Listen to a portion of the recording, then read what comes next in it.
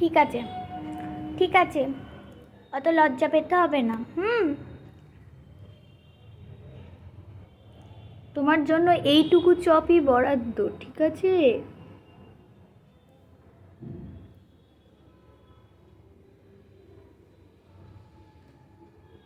নাক ওরকম হচ্ছে কেন? আবার নাল পড়ছে তো টপ টপ করে।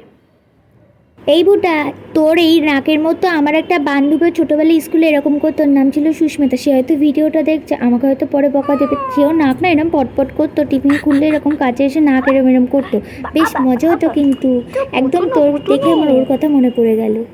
খাওয়া হয়ে গেল, তুমি এবার কচ্ছপের মতো শুয়ে থাকো, হ্যাঁ? আর একটু একটু নাল ফেলো। যাই যাই বলুন দর্শকগণ, আমাদের ভুটা তো হ্যাংলা না, হ্যাঁ? একটু বেশ চুপচাপই বসে থাকে, দুঃখের বিষয় নাল পড়ে। হি হি। কচ্ছপের মতো শুয়ে থাকো এবার, হ্যাঁ?